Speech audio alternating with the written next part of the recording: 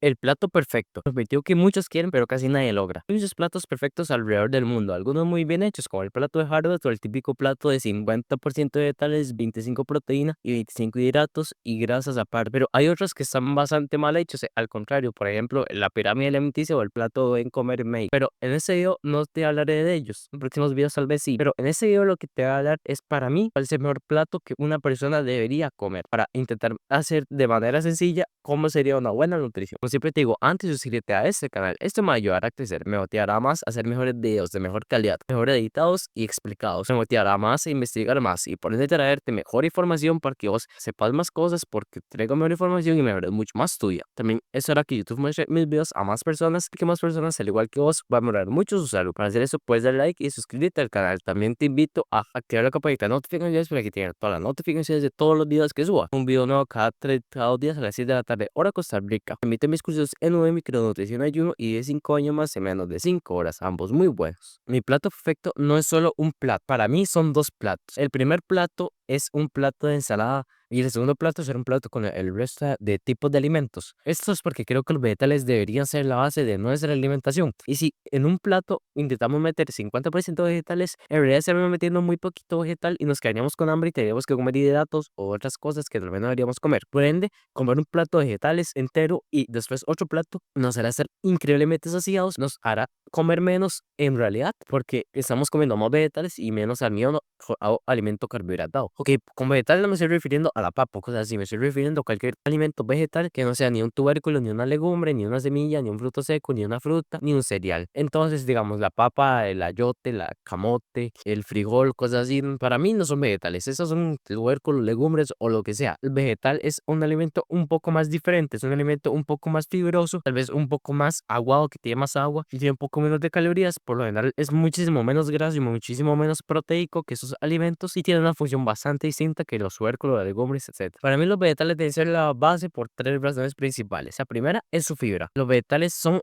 el carbohidrato con más fibra o con mejor relación fibra-hidratos de carbono, o sea, que más fibra tienen por 100 calorías comparado con, por ejemplo, una papa, una yuca, un camote, etc. Eso los dota de muchas ventajas, ya que la fibra junto a la proteína son los únicos macronutrientes que tienen un requerimiento nutricional real, por ende que nunca nos puede faltar en un día. Y el problema es que no nos estamos comiendo la fibra que necesitamos. Nosotros ocupamos 35 gramos de fibra a partir de los 14 años. El adulto promedio en Latinoamérica se está comiendo de 16 a 18 gramos de fibra, lo que es menos de la mitad de la fibra que nos deberíamos estar comiendo. ¿Y esto por qué? Es por no comer suficientes vegetales, ni frutas, ni alimentos con fibra. La fibra no está en los ultraprocesados y tampoco está en los cereales o en los alimentos refinados. Harinas refinadas, pasta, pan, galletas, todas estas cosas no tienen fibra. Estos alimentos solo mantienen al millón de la planta. La parte del salvado y el germen donde está la fibra la eliminan. Y los ultraprocesados tipo y la comida rápida o cualquier tipo de paquetito tampoco tiene fibra porque estos al igual están hechos con harinas refinadas que les quitan la fibra en los alimentos. Por ende, las únicas fuentes de fibra que estamos comiendo son las poquitas vegetales o poquitos legumbres y tubérculos que nos comemos, pero no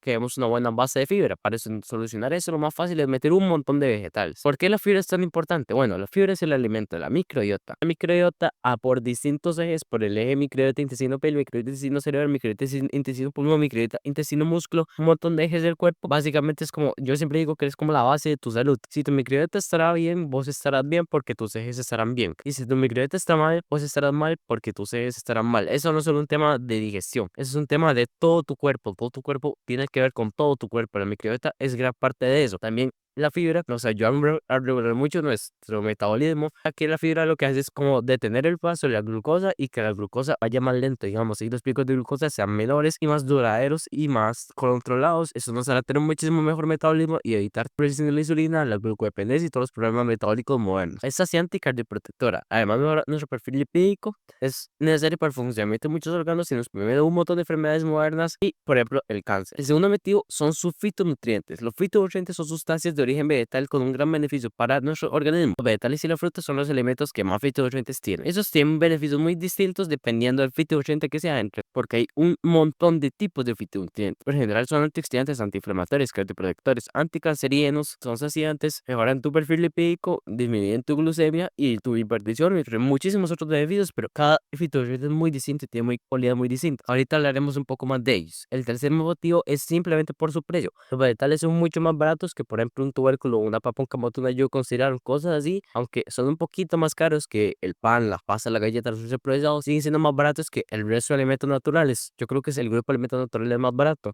Y eso hace completamente viable que podamos comer un plato entero de vegetales y eso es tener suficiente dinero para comprar otros alimentos. Entre los vegetales más baratos encontramos cosas como zanahoria, lechuga, repollo, cebolla, brócoli, apio, pepino, calabaza, bresa, chile, col, entre otros. Esos cuestan de $1 a $3 por kilo y un kilo te puede durar 1 o 2 semanas dependiendo de si comes solo o con más gente, por ende es bastante barato. ¿Y cómo hacemos una buena ensalada o un buen plato de vegetales? Bueno, la base deberían ser los alimentos verdes, las hojitas verdes, en especial las coles y los otros cosas verdes fibrosos como espárragos o espinacas o inclusive lechuga. Ok, las coles para mí es el mejor tipo de vegetal. ¿Por qué? Porque es el vegetal que más fibra tiene primero que todo y segundo es de los que más micronutrientes tienen, un montón de vitamina C, un montón de potasio, un montón inclusive de hierro, fósforo, otras cosas y por ende los dotas de virtudes increíbles. Coles, estoy hablando de brócoli, col kale, col rizada, col china, repollo, coliflor, todo esto. Por ejemplo, una taza de col tradicional que no es ni siquiera el mejor tipo de col, tiene solo 24 calorías y 2,3 gramos de fibra. Eso significa que por 100 calorías tiene 9,3 gramos de fibra, más de un cuarto de la fibra que necesitamos en el día. Y si es un brócoli o una col de Bruselas que son un poco mejores, esto mejora bastante. También alimentos como la espinaca, col, espárrago, igual tienen un montón de fibra, inclusive más. Específico para mí los mejores coles son el brócoli y el col kale. Después seguiremos la ensalada con fitonutrientes con color. En Japón se dice una típica frase de come colores, que para tener longevidad hay que comer colores. Eso es muy verdad porque hay que variar nuestros fitonutrientes. Si comemos siempre el mismo fitonutriente, tendremos siempre los mismos beneficios. Y es como tipo con los aminoácidos. Un aminoácido puede cumplir una función específica, pero tiene un poco otro montón de funciones, no los cumple. Es igual con fitonutrientes. Un fitonutriente puede hacer bueno para algo, pero hay otro montón de cosas igual de vitales que no son buenos. Un fitonutriente en específico. Por ende, ocupamos varias de fitonutrientes para tener una buena base de fitonutrientes y que todo tu cuerpo mejore, ¿me entendí? Necesitamos alimentos naranjas, amarillos que tienen carotenoides, como la zanahoria, el jitomate o el chile. Los rojos sin licopeno, como el tomate, el chile rojo o el albaricoque. Los morados, como la berenjena, el repollo, zanahoria morada, remolacha o soya morada, tienen flavonoides. Los blancos, como el ajo, puerro, cebolla, espárragos, coliflor, entre otros, tienen óleos sulfanos. Y todos los verdes, como las coles, la espinaca, la lechuga, el pepino, tienen sulfán. Y cada tipo de fitonutriente tiene más subtipos de fitonutrientes. Por ejemplo, el chile, muy específicamente, tiene capsaicina y el ajo y la cebolla tienen alicina, por ejemplo. Digamos, si echamos colores, vamos a meter sí o sí un montón de fitonutrientes y nuestra ensalada será de calidad. También tenemos que meterle a la ensalada otras cosas para que sea rica, especialmente los condimentos. Condimentos como clavo, olor, jengibre, comino, cilantro, romero, pimienta, sal, cúrcuma, azafrán, etcétera, son muy buenos porque igual son prácticamente vegetales y un montón de fitonutrientes y no tienen calorías, básicamente porque se pueden poner en demasiada pequeña cantidad, además de añadirle sabor a tus platos. Y también, si te gusta, puedes ponerle aceites a tus ensaladas. El aceite de oliva, aceite de aguacate, aceite de coco, aceite de chía, aceite de lino y poquito más o aceites de pescado. Esto es principalmente para añadirle sabor si te gusta y grasas, pero igual los aceites los puedes meter en el segundo plato. Hay gente como mi mamá que le gusta echarle otras grasas, cosas como las semillas de chía, linaza, sésamo, aguacate, frutos secos como la almendra, nuez del Brasil, avellana, pistacho, nuez, piñón, macadamia, etcétera. Las grasas se pueden meter en el plato de ensalada o en el segundo plato. A mí me gusta meterlos en el segundo plato porque siento que queda más lleno, pero ya del primer plato también funcionan, inclusive pueden potenciar los fitonutrientes. Algún que otro día puedes hacer tu ensalada con mayonesa hecha por vos, digamos, si te gusta, o si no te gusta comer X o Y tal, le echas mayonesa y opacas su sabor y nunca uses aderezos, porque los aderezos básicamente son ultraprocesados, llenos de azúcar y cosas que no queremos. Lo que harían es cagarte ensalada y empeorar mucho tu salud. ¿Cuántas ensaladas comeríamos? Si comemos 3 veces, 1 o 2 tazas, y si comemos 2 veces, 2 a 3 tazas por comida, eso serían aproximadamente unas 400 o 300 calorías de ensalada, serían como unos 15 gramos de fibra o más inclusive, que básicamente es muy poquita caloría comparado con la saciedad que te va a generar y por ende comeríamos menos y seríamos más saludables. Segundo, datos te diría la grasa y la proteína. grasas, debes asegurar un alimento bajo en omega 3 y que no tenga grasa trans. Hacer esto, bueno, es fácil en realidad. Siempre te tienes que dar los aceites vegetales y cualquier alimento reprocesado. Y tenemos que incluir siempre en casi todos nuestros platos las tres grasas: un alimento con grasa monoinsaturada, un alimento con grasa poliinsaturada y un alimento con grasa saturada. Grasas monoinsaturadas, estoy hablando de cosas como el aguacate, el olivo y sus aceites, además de frutos secos, la mayoría como almendra, piñón, avellana, pistacho o anacardo, o algunas grasas animales como manteca de pavo, manteca de cerdo, etcétera. Son para mí la mejor grasa monoinsaturada es el aguacate, pero igual puedes incluir cualquier tipo de fruto seco como la almendra o la nuez del Brasil para añadir grasas monoinsaturadas a tu cuerpo. Con grasa poliinsaturada tenemos que asegurar algo que sea omega 3 o con bajito omega 6, porque ese omega 3 sea alao o alfa linoleico, que no es tan asimilable, igual nos va a servir un poquito a empezar un poquito a nivelarlos. Tenemos que evitar son los omega 6 que están en la mayoría de semillas, excepto la semilla de lino y la semilla de chía. El resto casi todos son puro omega 6. Está en el maní, en menor medida las nueces y los aceites vegetales como aceite de canola, soja, maíz, cáñamo, algodón, girasol y las cosas que provienen de esos vegetales, como por ejemplo las semillas de girasol. Y entonces tenemos que incluir un poquito de omega 3 que está principalmente en cosas como chía, linaza. Podemos incluir a veces sésamo, a veces calabaza, semillas de calabaza o de sésamo. No tiene tanto omega 6. Podemos incluir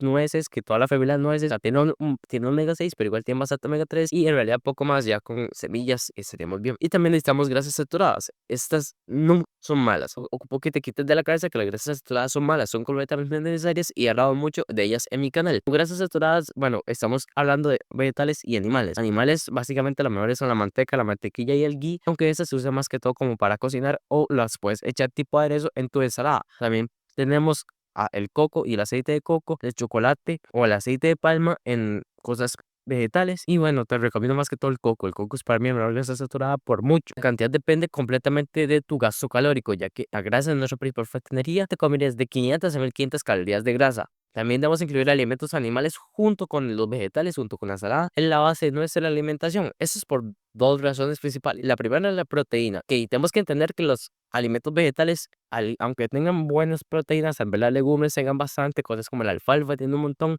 o la soja tiene un montón, pero esas proteínas son incompletas, no tienen todo el perfil de aminoácidos. Tenemos que entender que una proteína no es una proteína solita, no todas las proteínas son iguales. Tenemos 20 aminoácidos, o sea, 20 bloquecitos que forman proteínas. Las vegetales tienen algunos de ellos, pero no todos. Y tu cuerpo ocupa todos, como con la fitonutrientes ocupamos todo y ocupamos variedad. Si no, tenemos déficits de proteína, aunque nos comamos la proteína al día, simplemente por no tener aminoácidos. Para tener aminoácidos, básicamente ocupamos una proteína animal que es con un perfil completo de aminoácidos. La segunda razón es por los micronutrientes. Los alimentos vegetales son los alimentos más ricos en micronutrientes y además esos micronutrientes son en sus formas disponibles. Por ejemplo, aunque un huevo tenga menos vitamina A en cantidad que una zanahoria, es mejor fuente de vitamina A por el simple hecho que su vitamina A está en su forma disponible del retinol, al igual con el omega 3, con el hierro, entre muchos otros. Además, no tienen antinutrientes que nos pueden dificultar la absorción de estos micronutrientes. Por ejemplo, una espinaca puede tener más calcio que una carne, pero esta espinaca tiene un montón de oxalatos que inhiben un montón de la absorción de ese calcio, por ende la carne es solo la mejor fuente de calcio que la espinaca. Hablando de la proteína un poco más,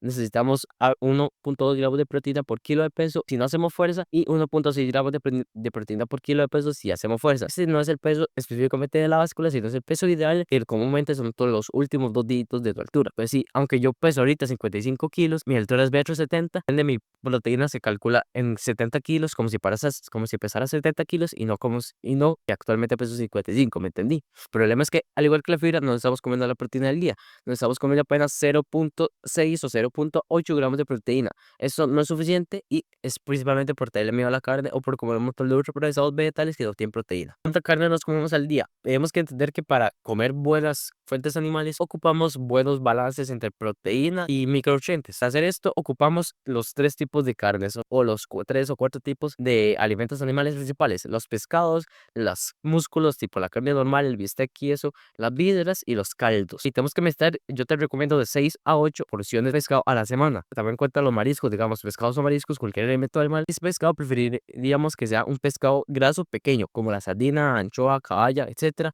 Eso es para el omega 3 de la semana.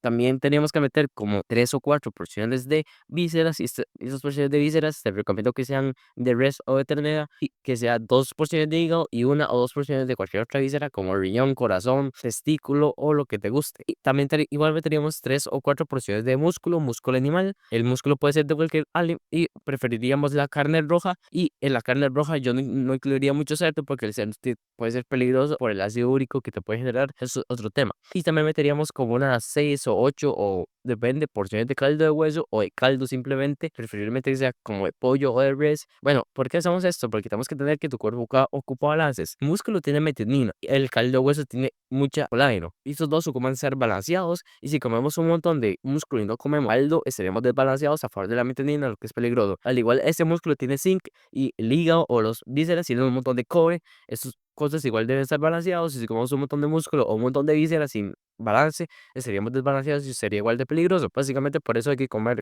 tipo de todo tipo de animal, desde la nariz hasta la cola, básicamente se come el animal. Y siempre te recomiendo comer de 4 a 5 huevos al día. Esta la gente puede parecer que es mucho, pero es que el huevo es el mejor alimento que existe y por el simplemente y por sus grasas y inclusive por su proteína es muy buen alimento. Y ya con eso básicamente completaremos las calorías del día. ¿Cuánto específicamente animal comeríamos? Ok, cada porción yo lo cuento como algo de 110 a 200 gramos y esto depende de tu gasto calórico. Si tu gasto calórico es bajo nos iremos tirando un poco más a 110 gramos por porción. Si tu gasto calórico es alto nos iremos tirando más a 200 gramos por porción. Siempre te recomiendo 2 porciones al día, lo que serían de 220 a 400 gramos de carne al día extras. Bueno, podemos añadir algunos extras, por ejemplo, si vas a tomar algún suplemento te lo recomiendo justo al terminar de comer y también incluiríamos 2 porciones de fruta al día. Esas frutas te recomiendo que sean frutos rojos como arándano, mora, frambuesa, de 6 a 8 porciones de frutos rojos a la semana, junto con cítricos, unas 6 o 4 porciones de cítricos a la semana, junto con otras frutas, por ejemplo, melón, papaya, kiwi, manzana, entre otras frutas que tienen poquita fructosa, muchos micronutrientes, aproximadamente de 3